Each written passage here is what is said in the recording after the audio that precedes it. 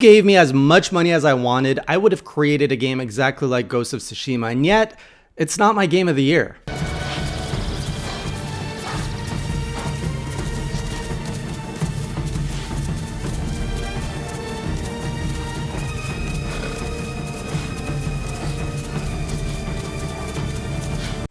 Hideo review. Alright, so I've platinumed Ghost of Tsushima, and there's a lot I want to unpack here because I've been a fan of anything samurai for decades, and I've pretty much always wanted a samurai game set in an open world genre. So Ghost of Tsushima to me was my dream game, and Sucker Punch did a fantastic job with a lot of things, and yet there's still room for me to be critical as to why I didn't necessarily love it as much as I thought I would have. And before I get into my personal thoughts of this game, I really want to share with anyone who might be looking at this game from maybe more of a mainstream approach, or you just don't care about samurai games so much and it's piqued your curiosity. It's a really, really good game. And no other samurai game before it really compares. So I'm talking about Sekiro, Shadows Die Twice, Nioh. Those games, you know, there's samurai theme in some regards, but they're just so ridiculously hard. To me, they're very unappealing. This game is very much more like the Assassin's Creed of samurai games, and there's gonna be a lot of parallels here. It's a lot more accessible, it's a lot more enjoyable in terms of the gameplay, but it is a very somber, dark tone, tragic theme. So just prepare for that. It's not a let's go have fun where like pirates like in Assassin's Creed Black Flag. It's sad and tragic, and we're going to touch up on that. So if you're looking for a really good open world game to play, I really recommend Ghost of Tsushima. But if you want to understand why this is not my game of the year, let's just keep talking about it. Let's start with the visuals, music, feel, the whole presentation of this game, starting with the music. The music for a samurai game is on point. The themes are proper. The instruments, like you listen to it, if you close your eyes, you're like, all right, someone's playing a samurai game somewhere. But where it falls short is I did not detect a theme that stuck with me. So there is a theme to Ghost of Tsushima. I looked it up. I was like, is there a theme? After I played it, I was like, Ghost of Tsushima theme. And then like, here's Jin's theme. I really hope his name is Jin. I don't want to be... Let me look that up real quick. All right, we're back. Jin Sakai. We're good. All right, so there is a theme for Jin. And when I heard it on YouTube, I was like, okay, I remember that. But when I am not actively searching for it, there is no song that comes to me. Like if you say Uncharted, I was like, oh yeah, I got that song. Da-na-na-na. And you know, it's catchy. I got you. After I played Nier, bam, I had that soundtrack stuck. I still play it. Persona 5, still play it. Dragon Quest, iconic themes. Maybe it's because I'm listing all of these RPGs versus, but Uncharted's not an RPG. There are games with very iconic themes, and Ghost of Tsushima just does not have one for me that I can hum to myself, and that I think takes away a little bit of the specialness of a game for me. The next aspect is the visuals, and this game is absolutely beautiful, and that's coming from a guy who played it on a base garbage PS4. This is the weakest experience you can experience of Ghost of Tsushima. You know, I'm not even talking about the Pro version or on the PS5. It's the original, and even on that, it is beautiful. The island of Tsushima is beautiful. The environmental artist did a fantastic job of creating like little unique pockets. They actually made the whole island have a lot of uniqueness wherever you go by really focusing on color. Like you'll go to one place and everything just kind of like everything is white, and you go somewhere else and everything is orange. It's just like they took a color palette and they're like, this whole island, this will be green, this will be orange.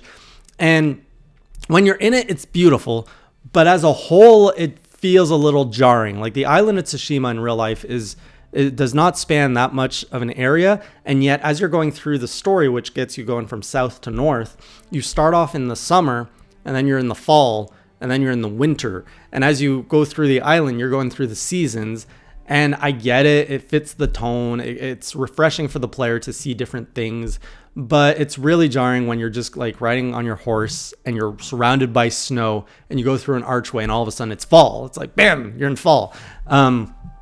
It's a very minor criticism. It's beautiful, but it would have been nice maybe if they would have used the passage of time to do the seasons, but you know, that has a lot of complications that I understand would not be appealing. Otherwise, it was a real treat to just see all of these different sceneries rendered in such different ways on the island. The overall tone. Oh, before we get into that, there's also a cool Kurosawa film mode which has the whole thing looking like a 1950s Kurosawa film. So it's in black and white with like that grainy look to old films. I tried it for 5 minutes. It's not for me. The game is just so beautiful with so many colors. I couldn't take that away. It's just way too different. But for those fans of the old samurai films, it's probably a nice little Easter egg or a nice little feature for you guys. The overall theme and feel of this game, very sad, very tragic, and it doesn't shy away from it, and it doesn't make any excuses for it. So the game is set in like 15th, 16th century, the 15th or 16th century, when the Mongol Empire is trying to invade Japan, which is historically accurate. And they did invade Tsushima to then launch an invasion on Japan, and then that got repelled or something. I actually looked into it. It was kind of interesting. I was like, did this really happen? And the story of Ghost of Tsushima, I think is mostly fictional, but it is based in an era of actual events. Like, I don't think there was a guy named Jin Sakai who did what he did on the island and tried to seek out revenge for all the samurais. I don't think that's true. And, you know, the main antagonist, I don't think necessarily what transpired actually happened in history. But the fact is, in those days, and really in any days, when there is an invading force onto your homeland, you know, there's going to be themes of murder, pillaging, rape, and that is aplenty in this game. And everywhere you go, the side quest, the main quest, you're helping a guy to find his wife and kid. You find their corpses. You tell the guy, you come back, and then the guy commits suicide. Everywhere you go, it's just tragedy, sadness, and heartbreak. And I can't be one to say, hey, I'm going to tell you how to make your game. If this is the game Sucker Punch wanted to make, they did it very well. To me, it is not the type of game I enjoy. I don't really enjoy dark, sad themes, tragic themes like this. There's a place for it. I usually avoid them. I prefer, when I'm playing my games, I prefer to have a certain sense of bubbliness or happiness to it. Like, for example, you know, Star Wars is about rebel cells fighting like this massive empire that is doing the same thing of invading, massacring, and doing all these nasty things. But they don't go into those actual themes of like stormtroopers raping people and stuff. Like they keep it very high level PG of just good versus evil. And I probably would have preferred more of a whimsical samurai tale set in that kind of universe more than a grim reality that is Ghost of Tsushima. And also then another theme of the main character outside of what's going on in his environment is he's dealing with his own past and his own traditions and fighting of, well, do I stick to my traditions and most likely fail and fail my people, or do I adapt and take on these things that are considered dishonorable so that I have a fighting chance to take down this invading force and liberate my island? So the story, very interesting. And, you know, I get that some people will love it. For me, it's just not the type of story I really like or enjoy experiencing. And the way it was presented, like I'm okay saying I cry at video games. There's a lot of games that I feel a lot of things. Ghost of Tsushima did not make me feel most of anything. I felt that the emotional peaks were very few and far between. There's one part in the story, won't tell you guys where. There's a lot of bad things that happen, and I'm just like, ugh. They did that, and it was sad, but I wasn't crying. I wasn't getting goosebumps. I was feeling things, but like, you know, the emotions are just kind of like bouncing between this very narrow range versus going like up and down. So I would have liked to have seen more of that. Now let's dive into the combat gameplay, which is really the good stuff. I love that they gave you options between, you can either play as a samurai or an assassin. I'm not going to focus on the ninja assassin kind of aspect because it's Assassin's Creed put into Japan. That's exactly what it is. You climb walls, you sneak around, you stab people in the back, you can throw some sticky grenades, you can use a blow dart to kill them. It's everything you can do in Assassin's Creed, but Japan style. The samurai aspect, very cool. You can walk up to an entire fortress and say, "Fight me," and you will have 20 to 30 people come at you. And you're just like, all right, let's do this. And you go one at a time, and you're just like trying to kill everyone while you're managing a mob around you. That's what I wanted, and I got it. And there's this aspect of changing your stances as you're doing one-on-one combat. And there's 4 stances that are all that you can use against different types of enemy classes. So if you're fighting a swordsman, you're going to use a certain stance. If you're fighting a sword and shield guy, you're using another stance. If you're fighting a massive, like, bulky Mongol, you're going to use another stance. And if you're finally using fighting someone with a spear, that's another thing. Really liked all of the stances, the combat, everything. The only thing I would say that I felt was a little bit missing is I think they could have added a few other weapon choices for Jin. I mean, there's a lot. You can use a bow if you want to do more range stuff, and you can use your katana, or you can use all the stealthy things. But I would have loved to have seen, hey, why don't we throw in a naginata in there, which is like the spear with the blade at the tip, or I think that's it. That's the only thing that was missing. And then there's legendary quests that you can take on to access even more abilities. Like if you want to have a flame sword, you can get that. They really don't go too much into the like legendary stuff like the more recent Assassin's Creed stuff did, which I appreciate. But overall, combat 10 out of 10. They really pulled it off well. But again, I can't fight for 3 hours. Like I can't do, if I do a gaming session of 2 to 3 hours, it feels repetitive. And that's something I'm going to say a lot. It was very hard for me to commit 2 to 3 hours per game session in this game because everything about it just felt like after 20 minutes, I'm like, I'm good. I don't need to like keep doing this over and over again. And yet that's all the game really had to offer. So it felt, I just felt like a lot of times it was just so flat. And I really hate saying that. Another thing I want to point out is the horse. Controlling the horse felt amazing. Your relationship with the horse. I mean, this horse has one of the best like character arcs in the story. Speaking of the characters, the characters, I liked them, didn't love them, didn't really care for them. It's nice that they were there. They added a little bit more dimension to Jin, who's for the most part not the most articulate. The one with the biggest personality is a sake maker who's cool. He's kind of your comic relief, sort of. He's kind of a guy who's looking out mostly for himself, but like in the end, he's kind of a good guy. But he's always just pretty much drunk, so that's your comic relief.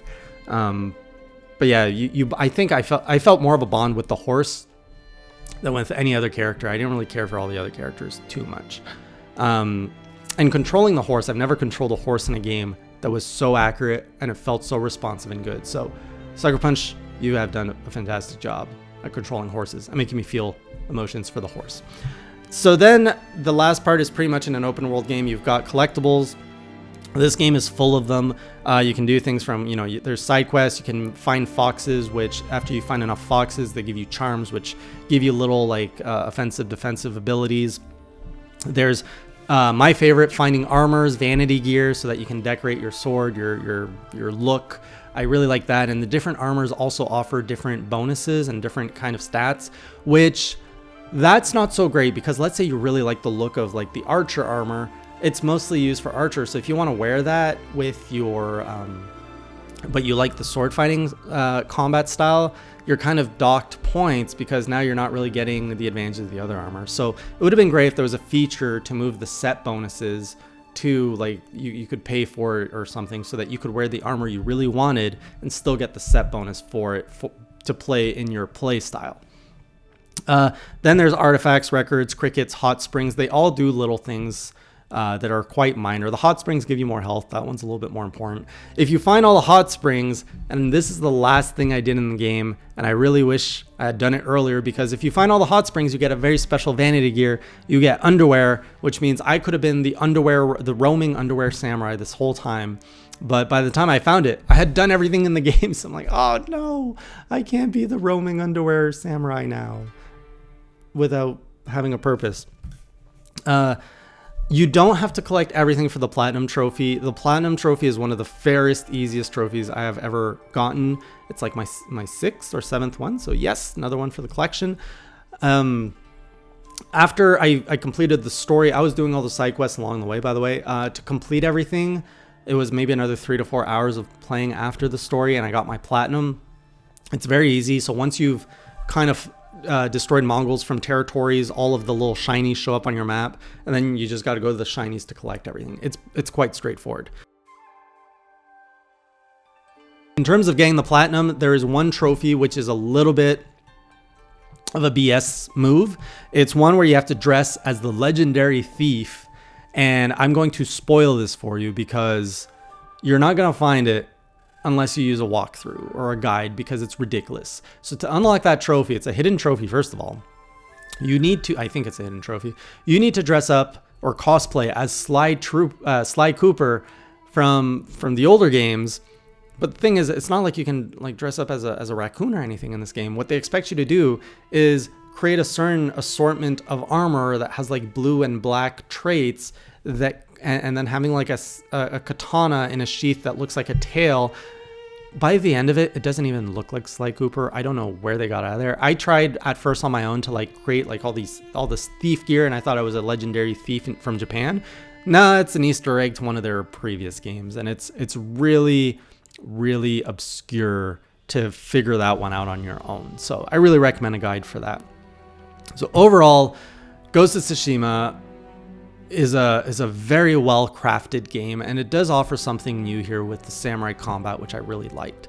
There's just something in it feels like if you're listening to a symphony, you know, every aspect of the instruments, all the instruments are being played very well, but it lacks that conductor to bring it all together in a way where I'm just blown away of like, oh man, what an experience. This really resonates with me. I just love it so much. And so that's why Ghost of Tsushima falls short of being my game of the year, because there's another game out there that did hit all those notes and did a lot better. And I'm going to be talking about that later on my channel. So if you don't want me to talk about the ending or spoil it for you guys, I'm going to leave it here. I'll see you on the next video. Until then, keep it classy. Otherwise, we're going to talk about the ending. So please leave now if you don't want the ending spoiled for you. Okay, just leave. There's a lot of stuff to talk about here. The community here. So we all know at the end, you know, you have a choice to make. You can either kill your uncle or let him live. And I really hate that the community has come out to say the good ending is you let him live. And my biggest gripe with that is, okay, maybe in modern Western culture, yeah, forgiveness, letting people live, that's our belief, that's our way of living, and that's what is considered good. However, if you put yourself in the story and the shoes of Jin and his traditions and his values, the uncle specifically, the whole battle in the story is you fighting against the traditions and the old ways of your uncle and how rigid he is. And when he loses that battle, if anything, it just goes to show your uncle that Jin's adaptive ways have kind of superseded the old ways. But still, after everything that you've done in the story, the uncle is so stubborn and set in his ways, he will never change, where he is willing to acknowledge that Jin saved Tsushima, and yet he still needs to kill him to preserve the old ways and live up to the Shogun's commandment. And so not killing him just does a disservice to your love for him, to everything. And as a story arc, I think the good ending is to kill him, because think about it, that is the death every samurai is expecting in those old traditional ways. They live by the sword, they die by the sword. They only die when they lose in combat, when they best someone else. And in that battle, it is a very classical style battle where Jin actually wins without using any kind of like weird tricks. And so if you actually love your uncle and you want to pay him tribute and honor his ways and who he is and how he lived, the best thing that you can do at that point is kill him. Because if you don't kill him, you have basically left a shell of your uncle, who now not only needs to live with the loss of a son, the loss of losing his honor and code. He's gonna live with so much shame. He's never gonna change and find your ways, and he's just gonna be this depressed old man who will probably die of sickness or of suicide. And that is not a good ending. So that's my argument to say that the good ending is kill your uncle, move on with the new ways, and that's how we get into Ghost of Tsushima 2. All right, guys, thanks for watching. I'll see you on the next Hey J review, and until then, keep it classy.